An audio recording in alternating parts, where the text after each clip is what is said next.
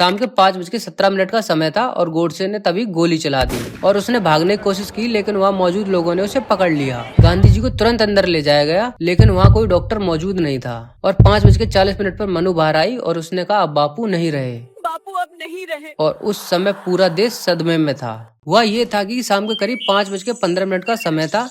दिल्ली का बिरला हाउस, जहाँ गांधी जी रहा करते थे। गांधी जी अपने कमरे से निकलकर रोज की तरह प्रार्थना सभा के लिए मैदान की ओर बढ़ रहे थे। उन्हें बिल्कुल अंदाजा नहीं था कि उसी भीड़ में नाथूराम गोडसे हाथ में रिवॉल्वर लिए उनका इंतजार कर रहा है। भीड़ में हथियार न दिखे, इसलिए गोडसे ने रिवॉल्वर अपने कपड़ों में छुपा रखी थी। जैसे ही गांधी जी सीढ़ियों से चढ़कर मैदान में पहुंचे, गोडसे तभी भीड़ से बाहर आया। उसने झुककर गांधी जी को प्रणाम किया और गांधी जी की भतीजी मनु ने उसे हटने को कहा, क्योंकि बापू को उस टाइम प्रार्थना सभा के लिए देर हो रही थी। लेकिन गोडसे तो आज फैसला करके आया था। उसने मनु को धक्का दिया और अपनी रिवॉल्वर निकाली और 3 गोलियां चला दी।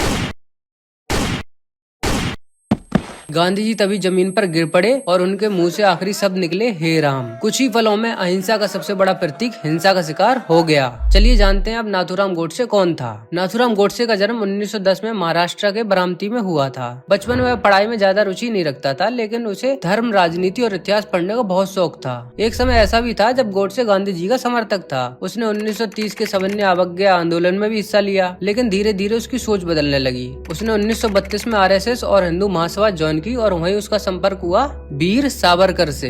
यहीं से उसकी विचारधारा अहिंसा से हिंसा की ओर बढ़ने लगी। गोडसे गांधी जी से नफरत करने लगा, क्योंकि उसका मानना था कि गांधी जी ने अखंड भारत को कमजोर किया है, क्योंकि वो मुस्लिम समुदाय को ज्यादा समर्थन देते थे और देश के बंटवारे को भी नहीं रोक पाए, और तो और पाकिस्तान को पैसा देने का भी समर्थन किया था। गोडसे को लगने लगा कि गांधी जी देश के हित में काम नहीं कर रहे हैं। यही सोच धीरे धीरे उसे हत्या तक ले गई। हत्या का दिन 30 जनवरी 1948। गोडसे उस दिन सुबह दिल्ली पहुंचा। उसके साथ 2 लोग और थे, नारायण आप्टे और विष्णु करकरे। तीनों ने पहले से ही पूरी योजना बना रखी थी। दिलचस्प बात यह है कि गांधी जी पर पहले भी कई बार हमला करने की कोशिश हो चुकी थी, लेकिन उस दिन सुरक्षा के बावजूद भी किसी की तलाशी नहीं ली गई।